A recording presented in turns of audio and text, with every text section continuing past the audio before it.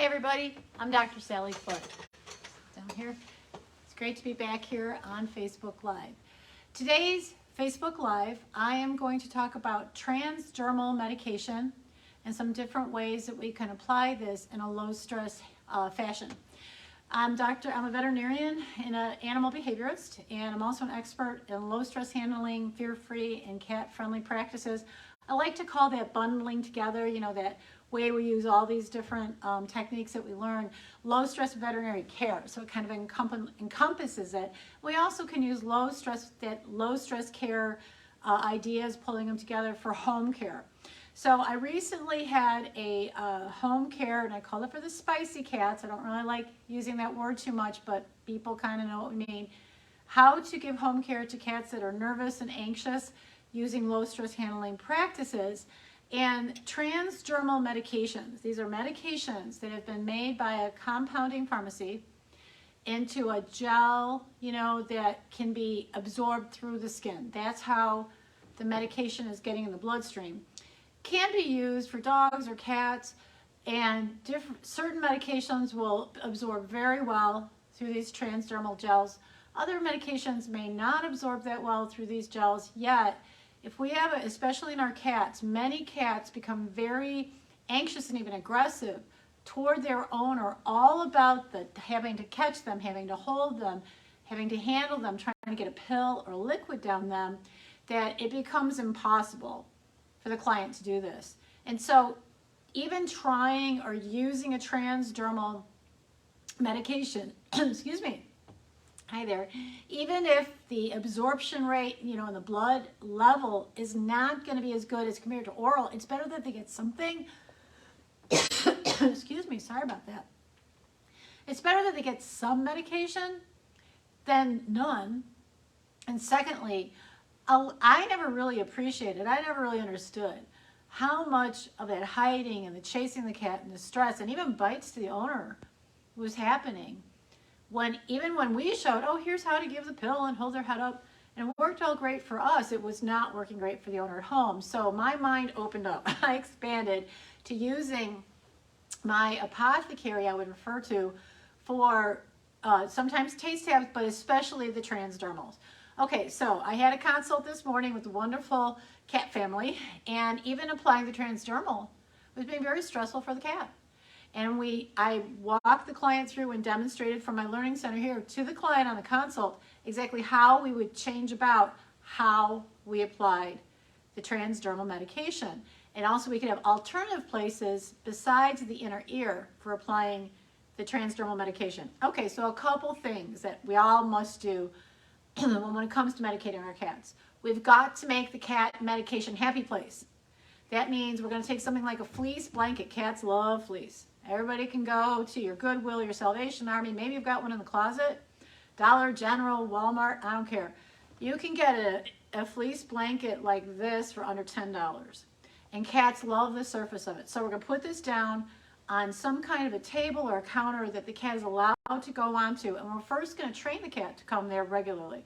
And I've done some other YouTube videos on this. And this is in I recorded my low stress home care for the spicy cat workshop, and it's in my shop on my website, so you can take that course where I really demonstrate how to do this with cats. But anyway, get the fleecy blanket, find a table in a nice quiet place, and every day we're going to call our kitty up here and give him some treats and leave him alone.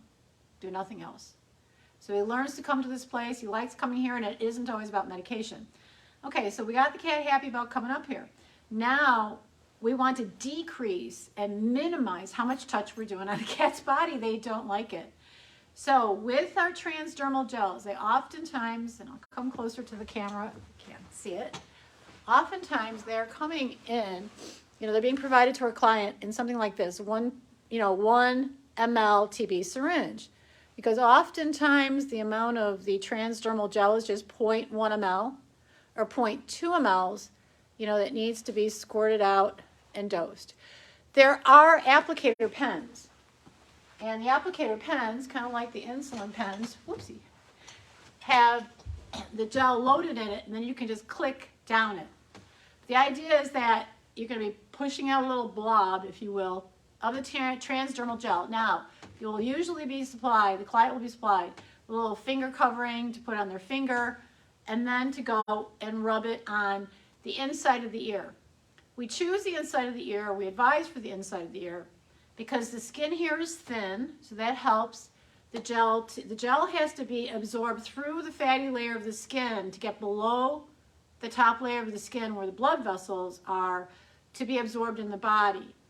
Now the ear has a lot of blood vessels that go around the outer edge here on the inside flap and up the middle. So you can see how logically, oh, put a little square on my finger, just wipe your ear, hey, everything's great. That makes a really good place to apply the ear gel, okay? Now, if the cat has had any kind of ear infection or ear problems and the ear is sensitive, this would not be a good place to apply the ear gel. So let's think about our patient. Have you ever had an ear infection? Do you have ear polyps? Do you have sensitivity about being touched on the head? Secondly, if they don't like being touched on the head or they've been scruffed a lot, they're not going to want the client putting their hands like this and wiping on the inside of the ear. So first of all, let's advise our clients. We could have maybe 2 choices or 3 of where we put the gel. Inside the ear could be one. The second one is you can take a clipper, or even at home, a disposable regular razor, and shave the hair so it exposes the skin. Now, you don't have to have it absolutely down to the skin. As long as that gel can get in contact with the skin, that's fine. But you can take then, and the key will be that we put a little bit of super yummy food. This is when you want to feed them tuna, boiled chicken, ham baby food, the churro. And as they are eating, all you do is you've preloaded this on your finger, and all you're going to do is just do a wipe and hands off. Wipe 1 second off, or wipe 1 second for the wipe off, because the touch is stimulating. And if we're doing all this hold them, touch, and rub and rub and rub around, it's increasing that sensitivity to the touch, and they don't like that. Now, yes, to rub it in can increase the absorption, yet we've got to balance this and what they're going to accept and be willing to learn to be cooperative for care for. So a quick wipe, leave it alone, it will get absorbed through the skin. It will work there. Now, we choose the back of the neck because the cats can't really groom it off. Now, I will say this. If the cat licks up, there's nothing irritating about the actual gel portion, nothing wrong or nothing harmful to their body that I'm aware of. I've talked to a lot of the apothecary pharmacists about this. So sometimes we purposely may wipe it like on their foreleg here or on the side here. You can still trim some hair, because then either A, it will get absorbed that way, or B, the cat will lick it off and actually get better absorption that way. So that can be kind of a fooling the cat for how to self-medicate with an oral medication, is to put the transdermal gel in a place where they will lick it off. And then they can take it that way orally. Now, I didn't realize this, but the client that I was consulting with this morning, when I asked about, a syringe, because a lot of these cats maybe see the syringe and get very stressed out. They may want to leave and get anxious because of the sight of a syringe. Of course, we're going to, besides calling them up there, lay on the blanket, get a treat, just lay the syringe there, give them treats. But if this cat is one who takes one look at a syringe and he's boom, out of there, he may not be able to counter condition to a syringe. So asking to have the preparation made in the pen style is a good idea, but my client commented that the pen style kept getting clogged up. So doctors, veterinary staff, veterinary assistants, CSRs, when we're checking with our clients, hey, how's it going given that transdermal gel? Let's ask a few more questions. Is it clicking out of the pen well? Are you having any problems with it getting clogged up? Because clients may not think to tell us. They may think like, well, it's my problem, I'm not doing it right, or we just can't get any better than this. And it can, because if it's getting clogged up, it oftentimes is related to how well was the drug, because when they make up these transdermal gels, I went through a wonderful open house with St. Joe Apothecary. They showed us how they did it. It's like this grinder, these like really fine wheels that grind up the powder drug super fine and mix it with this gel, gel, to create the paste that then is loaded up in the syringe to be put on the ear. Well, if the grinder isn't like grinding that powder drug very well, you may get chunks that are big that's clogging up the pen. So that needs to be told back to the apothecary that we got a little bit of quality control trouble going on here, that maybe it's the type of drug. Maybe when those granules sit in the gel, they expand and they get bigger. Maybe there are different, pen sizes where the whole part where it delivers out can be bigger. We got to communicate, okay? So clients, if things are getting clogged up, tell the veterinary staff, send them an email. Veterinary staff, when you're calling to do rechecks, how's it going giving this? Get specific with those questions. Is he happy laying on his little blankie? Are you able to wipe it on there without him running away, the ear flinching a lot? Oh, the ear's a problem? Let's do the back of the neck. Let's do the side here, maybe by his elbow, okay? You could do base to tail. You could do right back here. Not all cats can twist to groom it off of there. Again, you could just shave a little spot, a regular, disposable razor like people use at home for shaving their face or legs can be used on that. And that's how, the transdermal can be given. So, and lastly, if it somehow isn't clear, like, why do they have it? I don't understand where the trouble is. Veterinary staff, ask your client, look, just please prop up your cell phone and take a video of yourself giving the meds. Then I can see what's happening and I can better help you figure out a better solution. Let's encourage our clients to send us a quick video. Clients, you can go ahead and do this yourself. Just send it in with the email, a link to like your Google Drive or your iCloud Drive to the veterinary practice. It really saves a lot of time. Help makes it very clear to the staff, and then when they tell you how to do a little different, you can video yourself again and show, hey, it's working better, or a little bit better, but we're still having trouble. And it really helps to refine giving that advice. So that's my little tip for the day. Think of the back of the neck, maybe along the side here or at the base of the tail as alternative sites for applying the transdermal gel.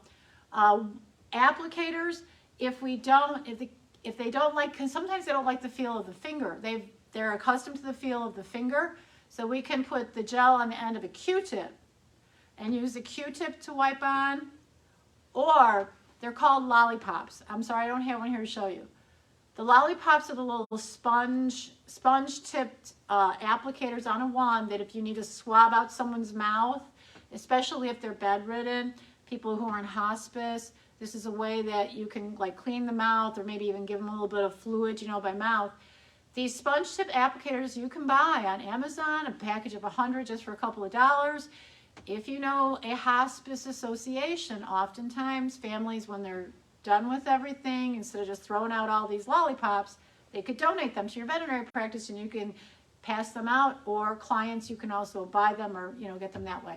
So those are my tips on using transdermal gels. I really want to encourage clients to ask about this, veterinary staff to suggest this. Keep this in your little toolbox with how we can dispense and give medications. It really can do a lot to help our cats and our clients accept medication, especially daily medication. Thank you so much. Be sure to like my YouTube channel. I'll be loading this up, and go to my website in the shop and you'll find the low stress home care workshop recording. It's a video with handouts showing body language, technique, and a couple of additional bonus videos. It's a 2-hour video of that whole workshop presentation day where I have live cats and I'm showing different ways of towel wrapping, etc., and how to give a pill, how to give oral medication, liquid medication, a low stress way, as well as transdermal gel and injection. Thanks a lot, everybody, and have a great week.